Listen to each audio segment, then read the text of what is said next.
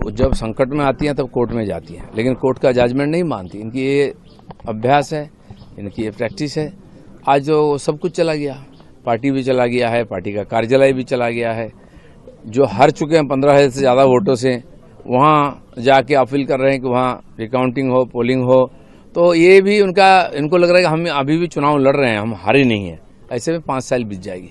कभी ईडी कभी सीआईडी, अभिषेक बंदोपाध्याय का पूछते ना, उनका तो पहले भी हुआ है, अभी और ज़्यादा कॉम्प्लेंट्स आ रहा है। उस समय डर के मारे लोग नहीं बोलते थे, तो सबका समाधान होना चाहिए। काफली गोलडोटिया ने फिर से लोकसभा के स्पीकर के पास कल्याण का नाम नहीं, कल्याण बनर्जी के ऊपर बहुत कॉम्प्लेन, और उनके पार्टी के ही एमएलएस, कभी महुआ मैत्र, कभी काकुली गोलडोटिया, कभी और, लेकिन आज तक कार्रवाई नहीं हुई है। मुझे लगता है कि समय आया है और इसका ऊपर कार्रवाई करनी चाहिए, क्योंकि बार बार कॉम्प्लेन आता है जिस व्यक्ति का ऊपर, तो कुछ तो मामला है। दादा, कल अभिषेक बनर्जी को जिस तरह से सीआईडी बार बार बुला रही है, अभिषेक बनर्जी कह रहे हैं कि वो माथा नीचे नहीं करेंगे, जो माथा नीचे करता है वो बीजेपी के साथ जाता है। नहीं, जो माथा ऊंचा करके ही जेल में जाएंगे, होना भी चाहिए ना। सबको बता के जाएं कि हमने हजारों करोड़ घपला किया है और इसीलिए जेल जा रहे हैं। हाँ, हिम्मत के साथ जाएं।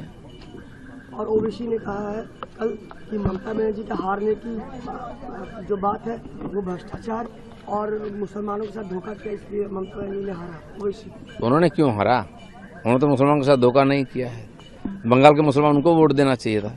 ममता का तो चैप्टर क्लोज हो गया, अब उनका क्या होगा? কেউ পার্টি অফিস নিয়ে নিচ্ছে, কেউ পার্টি নিয়ে নিচ্ছে, কেউ অ্যাকাউন্ট নিয়ে নেবে, কেউ কোম্পানি নিয়ে নেবে। পিসি ভাইপো যা করেছেন, মানুষের যে অভিশাপ না, তার পরিণাম হচ্ছে এটা। নিশ্চয় হয়ে গেছেন। আমি বলেছিলাম পার্টি ভেঙে যাবে, দুজনই থাকবেন, এখনো দুজনই আছেন। বাকিরা আছেন, তারা যে কোথায় আছেন কিছু বোঝা যাচ্ছে না। সর্বদলীয় বৈঠকে ডাক ছিল বিরোধী অংশ এবং স্পিকারকে হাইকোর্ট প্রশ্ন করলো যে আপনি অধিবেশন না ডেকে কি করে শিওর হলেন যে কাদের সঙ্গে বেশি সংখ্যা। ঠিক আছে, যে লিস্ট এসছে সেই অনুযায়ী ডেকেছেন উনি, বাকিটা তো সদনে পরীক্ষা হয়ে যাবে। সেটাই, আর কালকে আছে অধিবেশন আছে, আর মনে হয় সেখানে মেজরিটি হয়ে যাবে। সৌরভ বিশ্বাসের নামে আবার তোলাবাজির অভিযোগ, এক মহিলা অভিযোগ করলেন তার কাছ থেকে 80 লক্ষ টাকা নিয়েছেন সৌরভ বিশ্বাস। অনেক অভিযোগ আসবে, আরও বহু লোক একদিন মুখ বন্ধ করেছেন, এবার বলতে আরম্ভ করেছেন।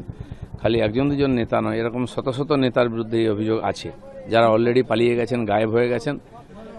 তারা জানতেন যে অভিযোগ হবে, আগেই পালিয়ে গেছেন। যারা আছেন তাদের তো পুলিশ দেখছে তাদের ব্যাপারটা। সন্দেশখালীতে খুলনা পাড়ে তৃণমূল নেতা দিলীপ মল্লিকের বাড়ির পাশে অস্ত্র উদ্ধার হলো নদীর চর থেকে। সুন্দরবন এলাকায় তো প্রথম থেকেই এই ধরনের অস্ত্রশস্ত্রের ভরমার ছিল। আমাদের এখানে রাজারহাট এলাকায় ওরকম অস্ত্র পাওয়া গেছে। সারা পশ্চিমবঙ্গকে অস্ত্রের একটা মানে মজুদদার জায়গা করে দেওয়া হয়েছিল টিএমসি তরফে। অস্ত্রের কারখানা করেছিল, একাধিকবার বম ফেটেছে, অস্ত্র উদ্ধার। মমতা ব্যানার্জি প্রকাশ্যে বলেছেন অস্ত্র উদ্ধার করুন, তাও পুলিশ করেনি, তারাই পাহারা দিত। এখন জনগণের চাপে তাদের বার করছে, টিএমসির অফিস থেকে বার করছে, প্রধানের অফিস থেকে বার করছে, মানুষ গিয়ে বার করছে, তারা জানতেন কিন্তু পুলিশ জানে না। যে পুলিশগুলো এখন এগুলো চালাকি করছে না, পাবলিক তাদেরকেও তার সাজা দেবে। বিভিন্ন জায়গায় জনকল্যাণ শিবিরে বিশৃঙ্খলা দেখা দিচ্ছে, কোথাও পদপৃষ্ঠের মতো ঘটনাও ঘটে গেল। আমি গেছিলাম জনকল্যাণ শিবির উদ্বোধন করতে, প্রচুর মানুষের চাপ। যদি এরকম হয়, সময় বাড়ানো উচিত, দিন বাড়ানো উচিত, এবং আরও কাউন্টার বাড়ানো দরকার আছে। কারণ কি, জনকল্যাণ শিবিরেতে একাধিক সরকারি সুবিধার ওখানে ব্যবস্থা রাখা হয়েছে। বিভিন্ন কার্ড থেকে আরম্ভ করে, আয়ুষ্মান থেকে আরম্ভ করে, বসুন্ধরা থেকে আরম্ভ করে স্টাইপেন্ড পর্যন্ত দেওয়া হচ্ছে। তো সেখানে মানুষের ভিড় একটু বেশি হচ্ছে। আমার মনে হয় এগুলো করার আগে ভেবে দেখা উচিত। এখনো 15,000 ভোটে হারার পরেও উনি জিতে আছেন মনে করছেন, সেই ভাবের ঘরে আছেন। নিজের পার্টি অফিস চলে গেল, নিজের পার্টি চলে গেল, কিন্তু ভবানীপুর উনি ভুলতে পারছেন না। ভালোই, কোর্টে তো যে কেউ যেতে পারে। উনি গেছেন, আমাদের রাজারহাটের এমএলএ গেছেন, এক্স এমএলএ। তো ওরা ওই সান্ত্বনা কিছুদিন, যে এখন আমরা ইলেকশন লড়ছি, এই ভাব করে 2-3 বছর কেটে যাবে। চলতেই থাকবে। এখন তো প্যারেডের সময় এসছে না, সিবিআই, সিআইডি, ইডি, এনআইএ, তো এগুলো সমস্ত প্যারেড, এই যেগুলো নাম একদিন শুনে এসেছিলাম, দেখবেন একদিন কিছু করে না, কারণ এবার করবে।